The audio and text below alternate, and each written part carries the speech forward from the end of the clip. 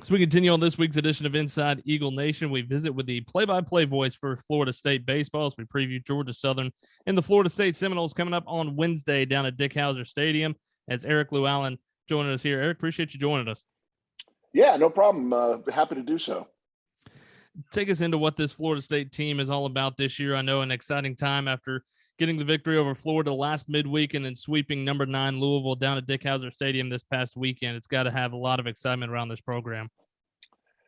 Yeah, that was it can sometimes be difficult to have fans stay patient with a team, and so many people are used to seeing performances and not understanding sometimes the highs and lows you can go through. And I know Mike Martin Jr. brought up, we were in the middle of a 5-game losing streak there for a little while, and he brought up that he remembered 1999 5-game losing streak and still going to Omaha and actually making it all the way to the finals that year. And he said, look, I'm not promising you that we're going to get to the finals, but this kind of stuff can happen to the best of teams. And, as far as the team goes, they've just got to keep coming to the park and believing and keep grinding and keep going at it. And good things are going to happen. And, you go through a 5-game losing streak, you get swept by Notre Dame, you lose a series on the road to Georgia Tech, and you come home and go 4-0, beat Florida, and sweep Louisville. So it's amazing how quickly it can turn around. You talk about Mike Martin Jr. at the helm of this Florida State team. What's it been like after his dad handing over the reins to him 3 years ago? What's really the change been with him at the helm? I think he's kept a lot of the things that he feels are the Seminole way.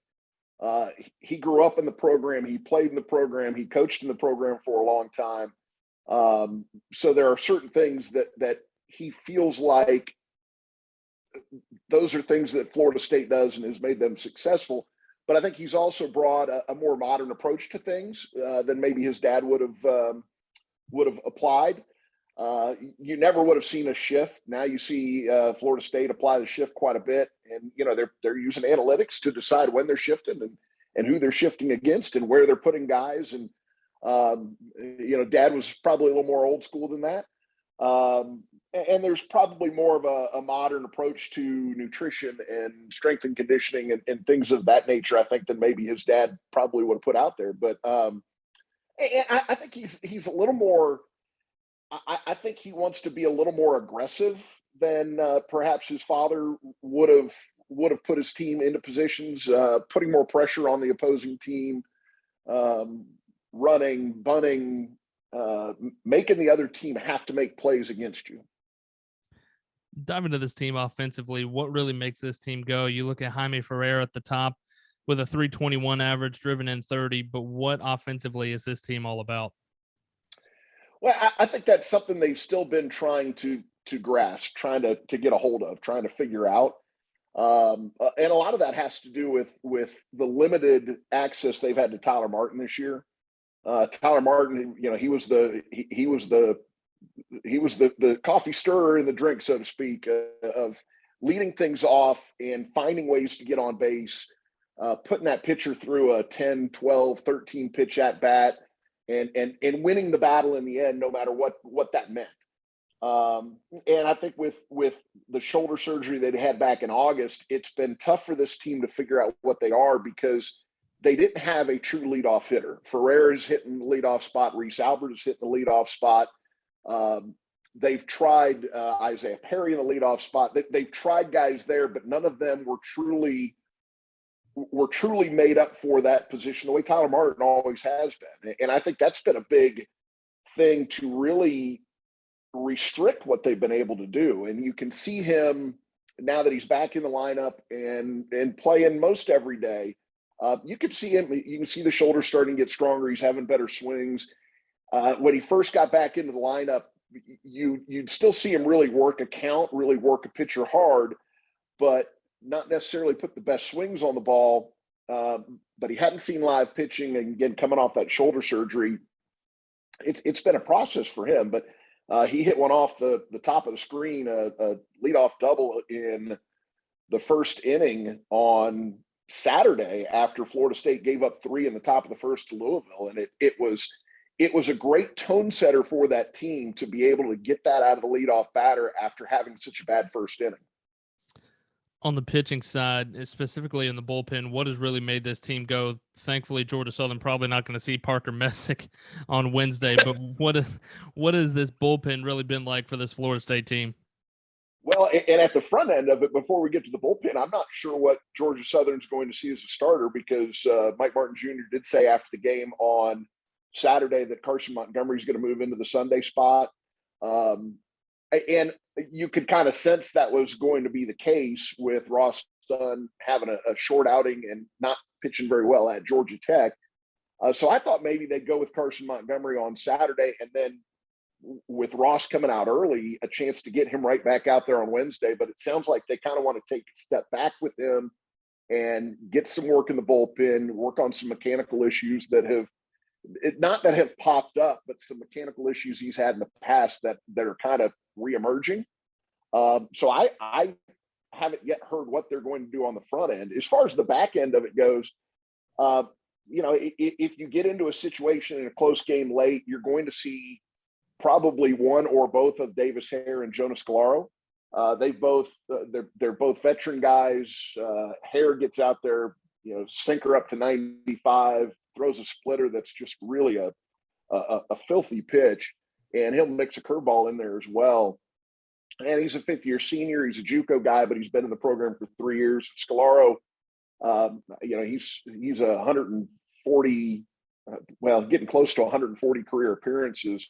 So you kind of know what you're going to get out of him. They've also gotten some good innings here of late out of a freshman by the name of Connor Whitaker, and I like what I've seen out of him coming out of the bullpen. He's been kind of a steadying force that will come in and get you 2 or 3 good innings when you really need it.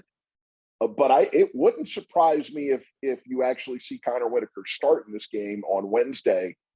He was a true freshman who was kind of a dark horse for that Sunday spot in that competition, but then became a bullpen guy. And I wouldn't be surprised if he's out there at the front end on Wednesday. Talk about the atmosphere at Dick Howser Stadium. We know it's been a historic program down at Florida State, but Georgia Southern hasn't seen Tallahassee in a number of years. The only time that Georgia Southern's been there since '85 was the 2014 regional.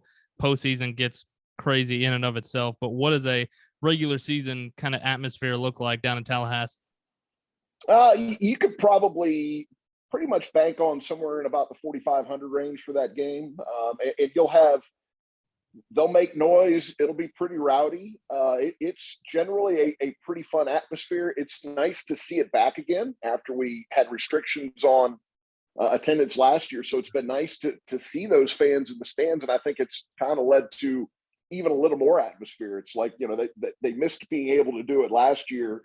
So they're getting opportunities to be what they've been all along. And you get the enjoyment of having the window closest to the animals, which is always a treat for the visiting team. And I know that's one of the comments I always get from guys who haven't been there or haven't been there very often on the radio side, is looking forward to sitting in that visitors booth, which is the closest window to the animals, and getting to kind of hear some of the things they do throughout the course of the game. And it's not all really in your face obvious stuff. There's some really, there's some high level, low key things that go on there, but it's always entertaining. Let's dive into your story a little bit. You were a player for Florida State on the football side, but made the transition over to the baseball side for the broadcasting. What was that transition like for you? And I know you're somebody that bleeds garnet and gold and loves Tallahassee through and through. Well, it's fine. And I grew up in Tampa, and I actually played baseball and football. I was an offensive lineman, was a left-handed pitcher in baseball, and came to Florida State, signed for football. But, I was also one of those guys that I sat in the stands and went to every game I could go to for baseball, and sat there and swore to myself that I could have pitched at Florida State. Whether that's true or not, well, who knows? At 53 years old, I can say it and probably get away with a little bit. And had a couple of my teammates and a couple of guys that I played against in high school who were out there on the team at the time. So, I could get away with it and still catch a little bit of grief from them when I try to claim that. But It was, I started doing a sports talk show, and that kind of morphed into some fill-in basketball duties. We had an Arena Football 2 team 20 years ago. So it morphed into that. And I even worked some with, at the time we had an East Coast Hockey League franchise, and I worked some with them. So it was kind of I had done all of these little things, and the baseball job came open. And I felt like personally, from a standpoint of what I knew about sports, I was much more suited for baseball than some of those other things I had done, like filling in for Gene Deckeroff doing basketball games, or being the ice level guy at a hockey game, filling in as the color guy for a hockey game. So I kind of felt like baseball was a better fit for me. But I don't think the average person understands what that entails. And I remember, oh guys, and this is my 16th season. I remember I found a recording of opening weekend from 2007. And this is probably about 10 years ago. And I went back and listened to it, and I was horrified by what I heard, because I was literally stepping into the booth, and my only experience with baseball was listening to games, but I'd never called a baseball game. I'd never tried it. I'd never attempted it. And I did like the first 4 innings of, we played, I still remember this. We played Tennessee. It was bitterly cold. And I did about the first 4 innings by myself, because the guy I was doing that game with had other job obligations for his real job and wasn't going to be able to get there in time. So I was solo for like the first 4 innings. The start went about 5 minutes past the pre-printed game clock schedule. So I had to fill like 5, and it was like one of the most horrifying things I've ever had to do in radio. And like I said, I found a recording of that about 10 years ago, and I went back and listened to it. It was really brutal. Now I'm solo by myself, and gosh, I hope I'm giving a better show to the people out there that are listening. Expecting a really cool atmosphere down in Tallahassee on Wednesday. Georgia Southern and Florida State. It'll be a 7:00 first pitch. We're on the air at 6:30. Eric, appreciate you joining us. Yeah, and looking forward to seeing you in person on Wednesday. Once again, that's the voice of Florida State baseball, Eric Luallen. We'll continue with more as we catch up with JT Crabtree from South Alabama.